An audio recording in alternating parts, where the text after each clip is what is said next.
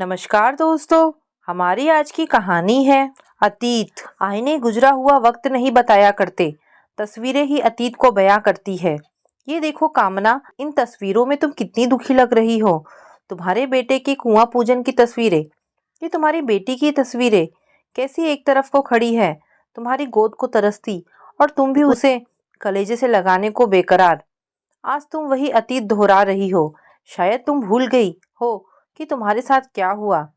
वही सब आज तुम अपनी बहू के साथ कर रही हो। दीदी, क्या सास बनते ही मन इतना बदल जाता है कि जो अपने साथ हुआ वही आने वाली के साथ दोहराया जाए। आज अपनी छोटी बहन स्वाति और पति सोमेश की बात सुनकर कामना अंदर तक कांप गई। सोचते सोचते वो अतीत के गलियारों में पहुंच गई। जब उसकी शादी सोमेश से हुई और वो दुल्हन बनकर इस घर में आई, अम्मा जी को तो जैसे बहुओं से नफरत ही थी। उस पर उसकी शादी बिना लेन देन के होने के कारण अम्मा जी वो पहले दिन से ही नहीं भाती थी। बहुत जल्दी ही कामना ने पूरे घर की जिम्मेदारी अपने ऊपर ले ली। 6 महीने बाद जब कामना ने खुशखबरी दी तो अम्मा जी ने दाई से मिलकर लड़का होने की दवाई दिलवाई। गांव में अल्ट्रासाउंड की सुविधा तो थी नहीं। दाई ने ही अपने हिसाब से अम्मा जी से कहा, बधाई हो अम्मा जी, बहू को लड़का ही पैदा होगा। उस दिन से अम्मा जी उसके साथ थोड़ा ठीक से पेश आने लगी। इन सब बातों से कामना को बहुत दुख होता, लेकिन वो कुछ कर नहीं पा रही थी। नियत समय पर कामना ने सुंदर सी बेटी को जन्म दिया। अम्मा जी ने तो पूरा घर सिर पर उठा लिया।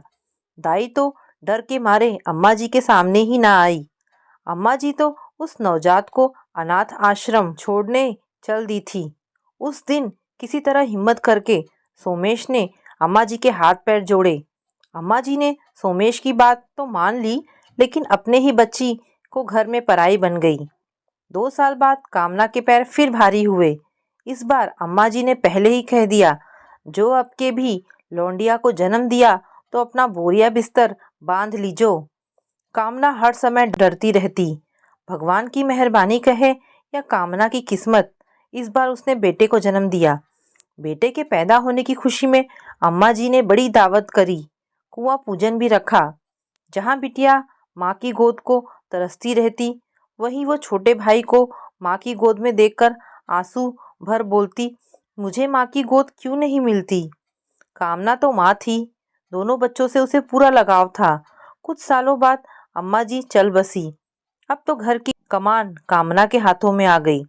अब कामना खुलकर अपने दोनों बच्चों को शिक्षा और संस्कार देने लगी।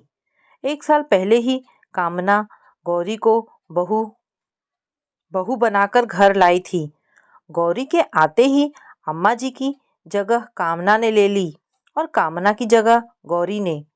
अब कामना अपनी बहू के साथ उसी तरह व्यवहार करने लगी जैसा उसकी सास ने उसके साथ किया था। वो भूल गई अपने दर्द को शायद, या फिर अपने दर्द का मरहम अपनी बहू को दर्द देकर ढूंढ रही थी।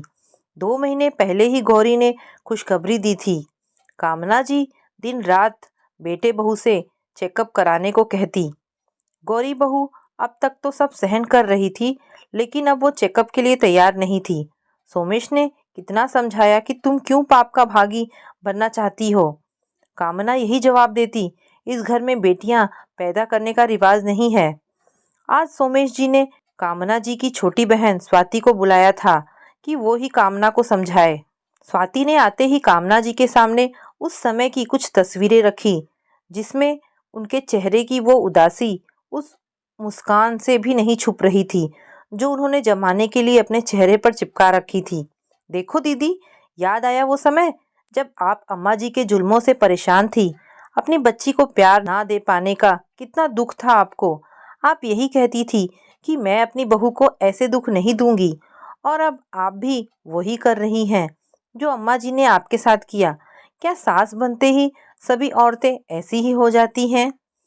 कामना, आईने गुजरा हुआ वक्त नहीं बताते, ये तो तुम्हारे दिल पर ही लिखा है कि तुम क्या थी और क्या हो गई। तुम्हारे इस रूप को देखकर कोई नहीं कहेगा कि तुमने क्या सहा है। सब यही कहेंगे कि तुम क्या कर रही हो, तुम क्यों इतना बदल गई। मुझे मेरी वही भोली और मासूम कामना चाहिए, ये अम्मा वाला रूप नहीं चाहिए। पति और बहन की बात कानों में पड़ी तो कामना जी वर्तमान में वापस आई। शायद जो कुछ मेरे साथ हुआ वो मैं औरत की नियति समझ बैठी थी। मुझसे गलती हो गई जो मैंने ये समझा कि बहू तो होती ही है सास की जायज नाजायज बात मानने के लिए। मुझे माफ़ कर दो। आप दोनों ने मेरी आंखें खोल दी, मेरा घर टूटने बिखरने से बचा लिया।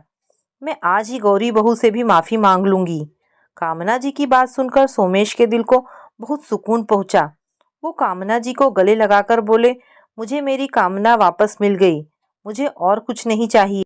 कामना जी ने भी सोमेश जी को सीने से लगाकर अपनी आदत की माफ़ी मांगी और बोली कि मैं इस उम्र में बहू के साथ बहू बनकर रहूंगी और अपने पुराने दिनों को फिर से जीऊंगी।